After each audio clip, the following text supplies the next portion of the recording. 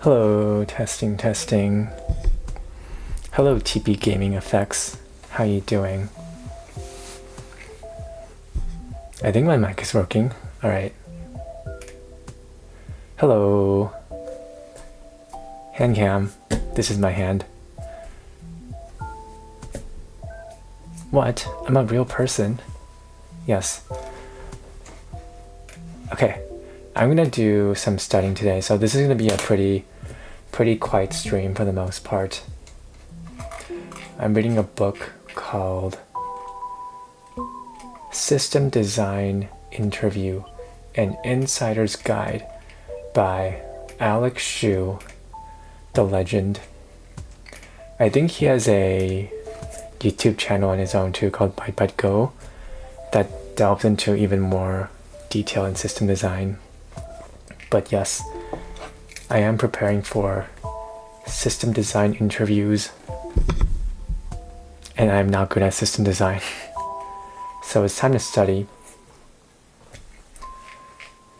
Yeah, this is going to be a very quiet stream. I've actually tried reading this live on stream before by branding it as ASMR as an excuse to just read quietly, but I did not internalize anything. I feel like note-taking is my way of internalizing stuff, so here's my notebook. I will attempt to internalize it this way. Yeah.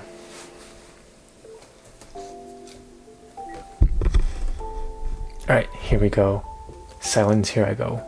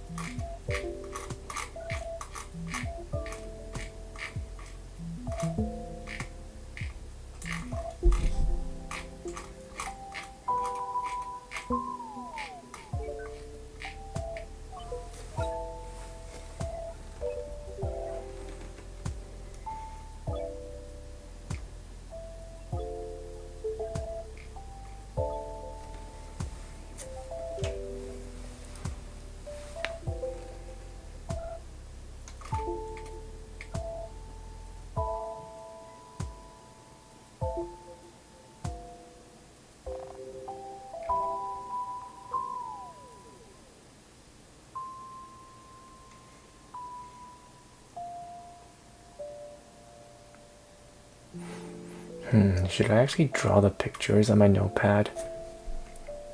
I feel like that would take up space really quickly. Is it important to draw this?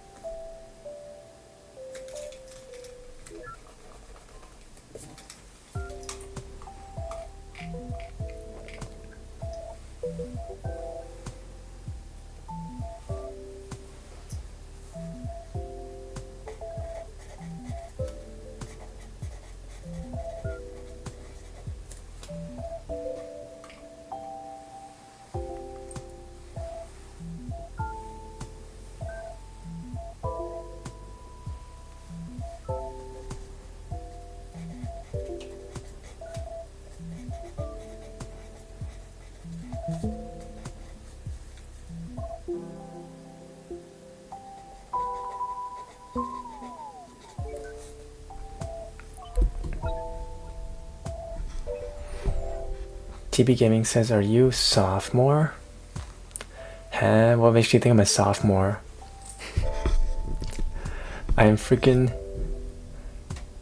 I'm already working in the industry.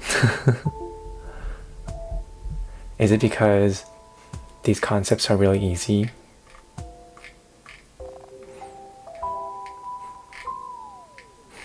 Yeah, it just so happens to be the book that I'm reading currently. Basically system design. I'm studying for system design interviews for like a mid-level role. And I want to increase my chances of doing well. Yeah, not a sophomore. Well, unless you're saying sophomore as in mid-level engineer or soon to be mid-level engineer. Yeah, I'm more like an entry-level engineer right now, trying to become sophomore engineer. Yeah.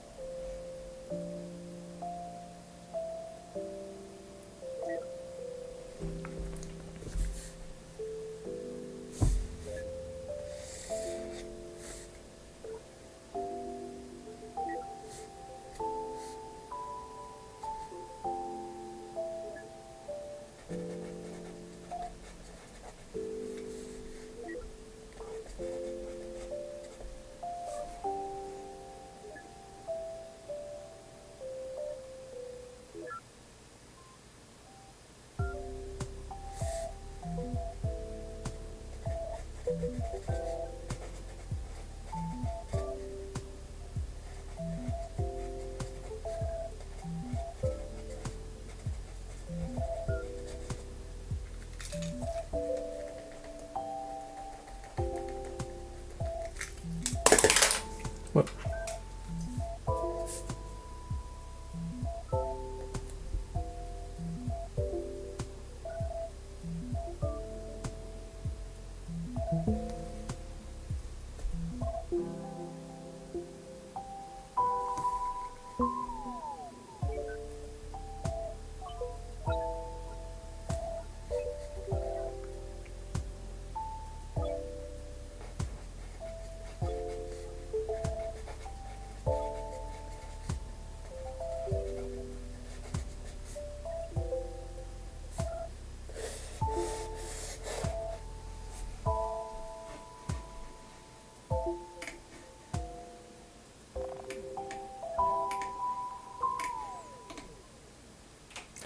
Should I make my notes bigger on screen? Bam.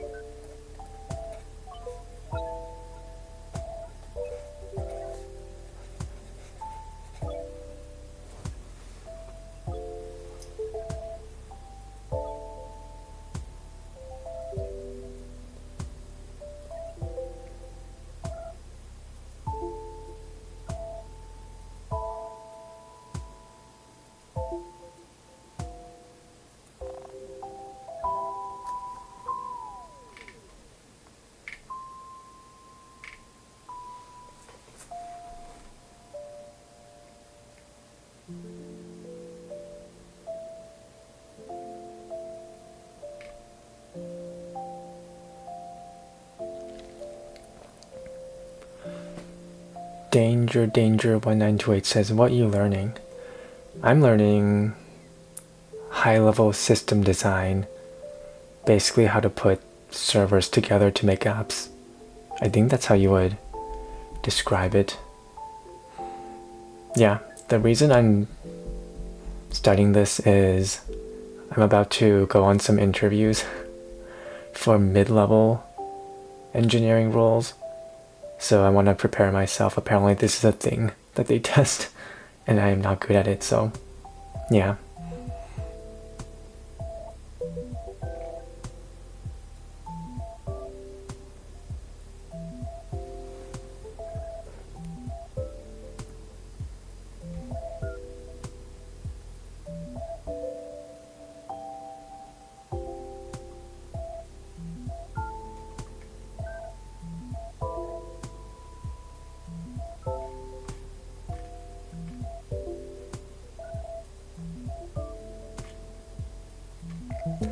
ATB? What's ATB? All to... I don't know what ATB stands for.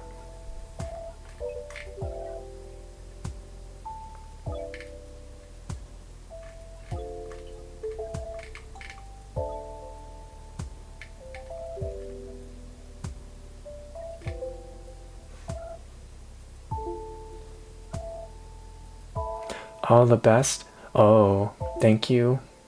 I appreciate.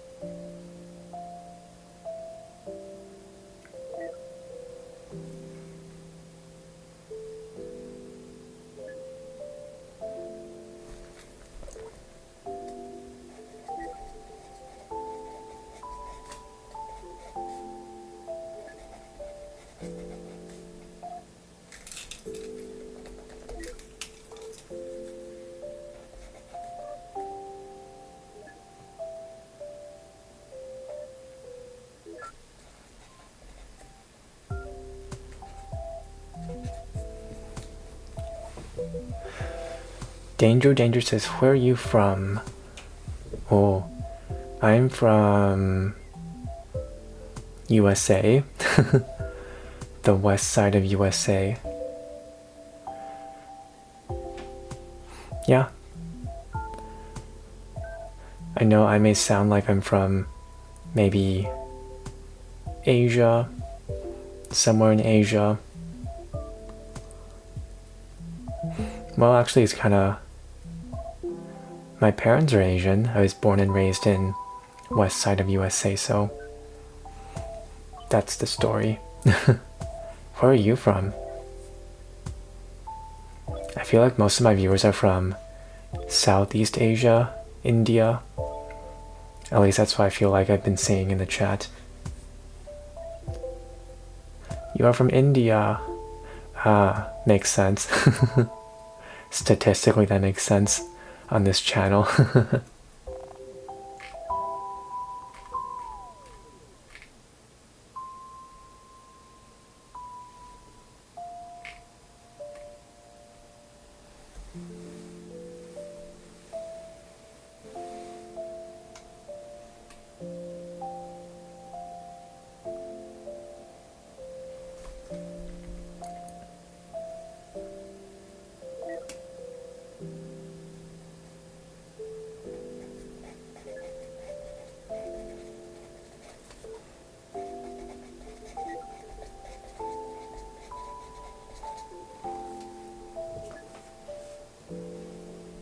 You're from India, huh? Are you also in the tech industry or about to go into the tech industry? From what I hear, it's pretty brutal there right now in India.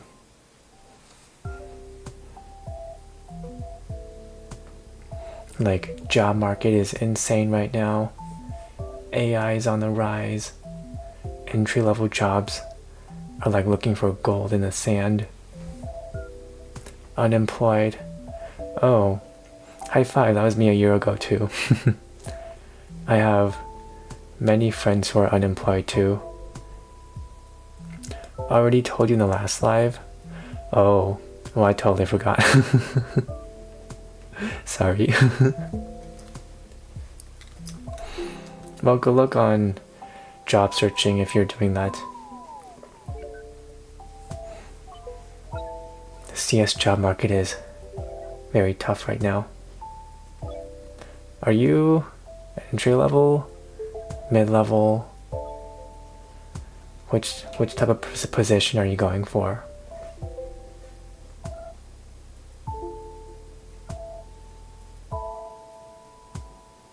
Entry level. Oh, that probably means you gotta LeetCode like crazy, right? And try to make your resume really OP. Have you been LeetCoding a lot?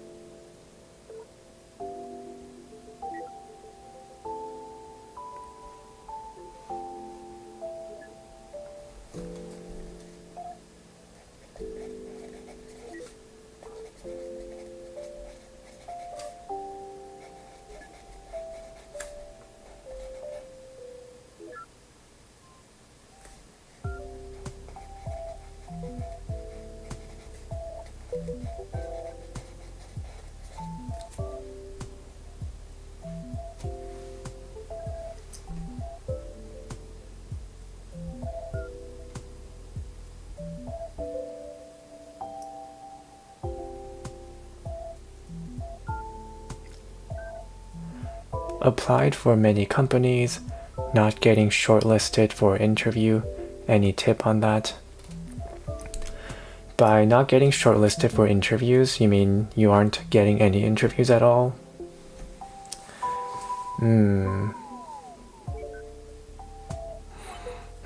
What did I do to boost my resume?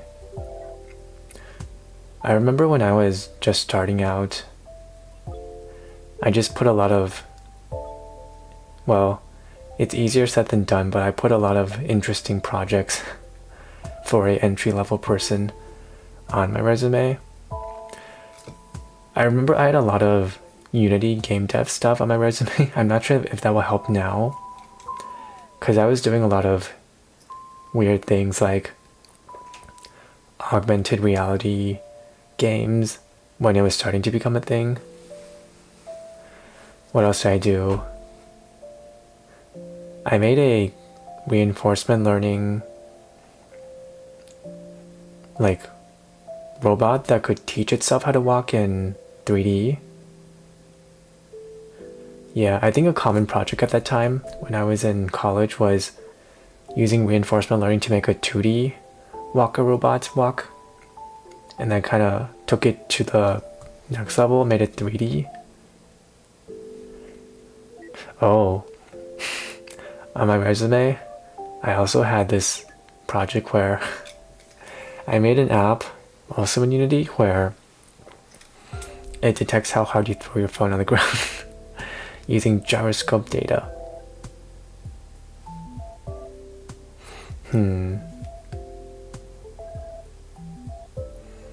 Yeah, that's kind of what I did. I just put interesting projects to try to help me stand out. And I think it also helped that the school I went to was like above average too, which attracted recruiters maybe. So yeah, but that's not a luxury everyone has. So I guess least you can do is put interesting projects on your resume, ask ChatGPT or Claude or AI to help tailor your resume to whatever job you're applying to. If you're reading the job description for like a job, try to match as many keywords as possible from the job description. Like if they want, I don't know, if they want you to have Java experience or React, Remix, Express.js, whatever tools, try to put that explicitly in the resume. More keyword matches equals better chance.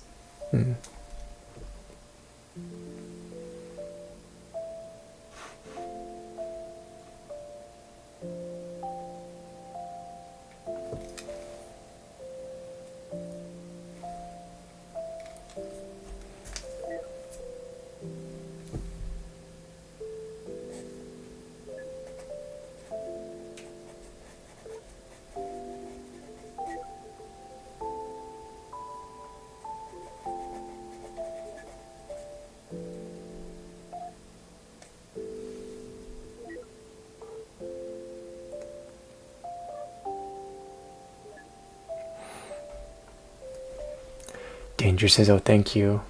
Yep. Do you play PC games? Very little, actually. I started playing Repo with some friends. I used to play Sky Children of the Light a lot. There was a time where I played Phasmophobia like every week. Yeah, besides that, I don't play too many games. Do you play? Are there any games that you want to watch streamers play in general?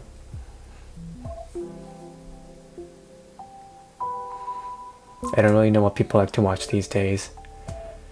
I do see a lot of Peak, Repo, a little less Phasmophobia these days. It seems like Repo is the thing now. Yeah.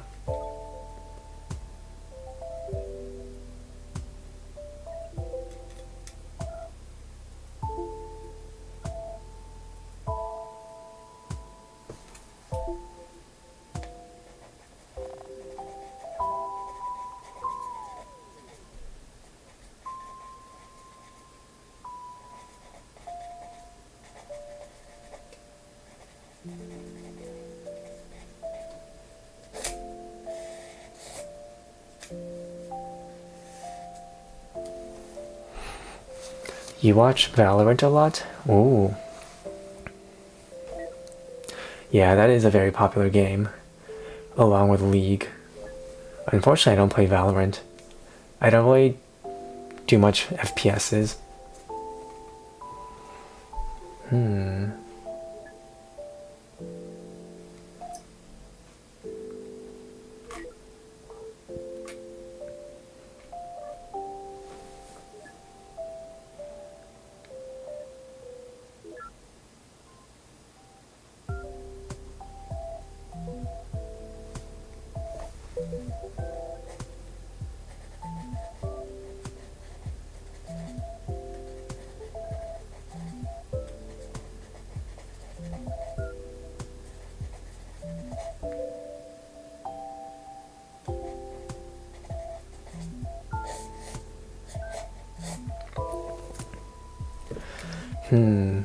Besides Valorant, do you watch any other games? Yeah, I'm not sure if I will get into Valorant ever. It's possible, very slim chance, but very slim chance. I feel like for FPSs or stuff like League, it takes a long time to get your skill up and start enjoying the game. At least that's what it looks like from an outsider.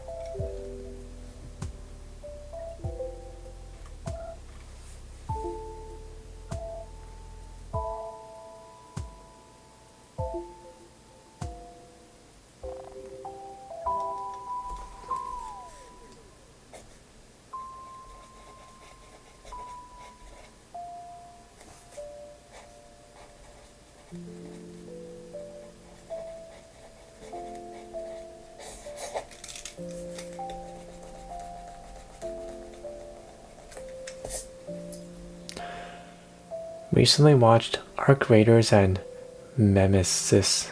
What's Nemesis? I haven't heard of that. Nemesis. Oh.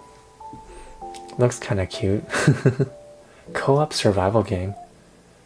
Oh, interesting. Interesting. Co-op survival game.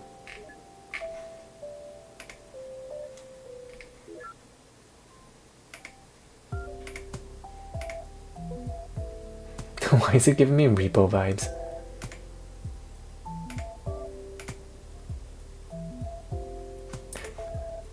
The mimesis appear, perfectly imitating your teammates. Wait, that sounds so cool actually. Didn't Repo have a monster like this too that mimics your teammate's voice? Wait, that's so cool. It uses AI to mimic voices. Sounds exciting.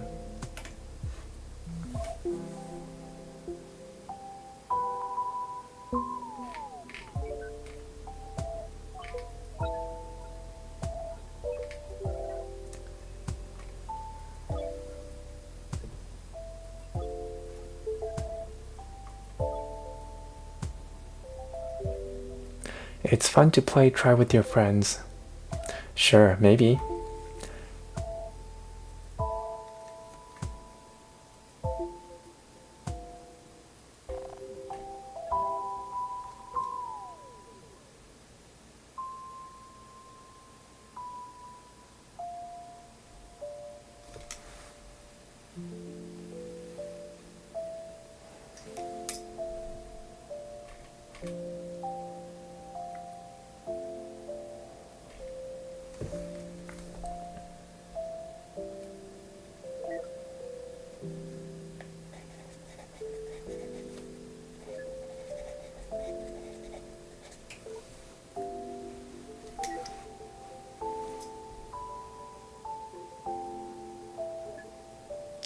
Danger says, you stream only study content or gaming also?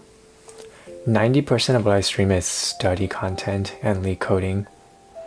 Very little gaming, unfortunately.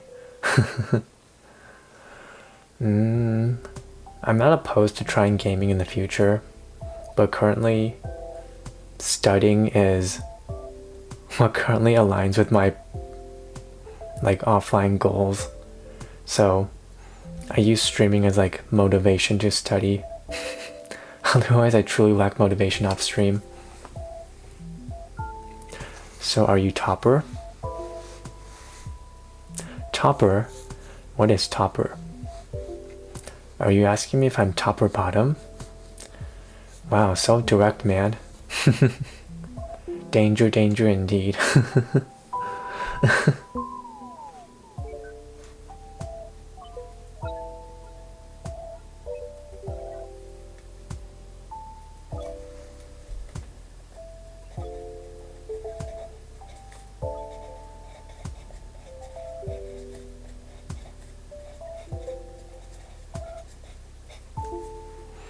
Like top of the class? I wouldn't say I'm top of the class. My GPA was high, but not that high. I did okay, I guess. Decent. Yeah, definitely not top of the class, but like above average, I would say. Yeah.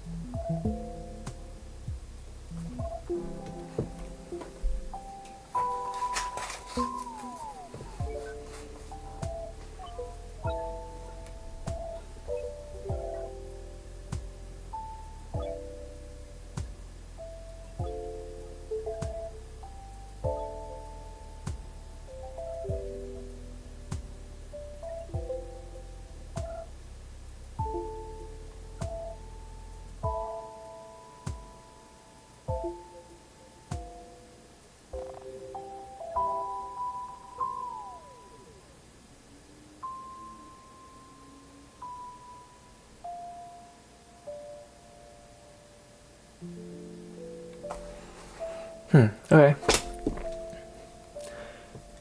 Well, we finished with chapter 1.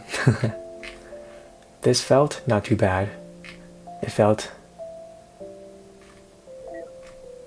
pretty easy, actually. The concepts. It's like, what is a load balancer? What is sharding? Actually, well, not super easy concepts, but they only introduced a high-level overview of what they are. Messaging queues, what are caches, what are CDNs. The only thing that I kind of have not heard of, at least before much, was stateless architecture versus stateful architecture. But once you actually know the definitions of these, it's not too bad.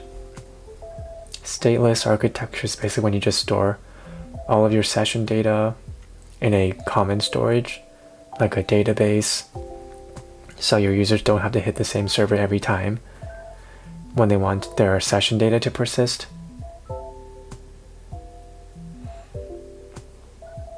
Yeah. I think if I hadn't read this chapter, I would have gotten sharding and replication for databases kind of mixed up. Apparently replication is just straight up copying an entire database to a copy. You have your master database, which is just used for writes, your slave database, which is used for reads, and then they keep copying from the master so that reads are faster, I guess. And then sharding is literally splitting the entire database data into different parts and then storing different parts of the complete data in different databases, I guess. Which I guess helps scale in terms of storage. Yeah. I didn't really write down any of the problems related to sharding, like resharding, celebrity problem, join and denormalization.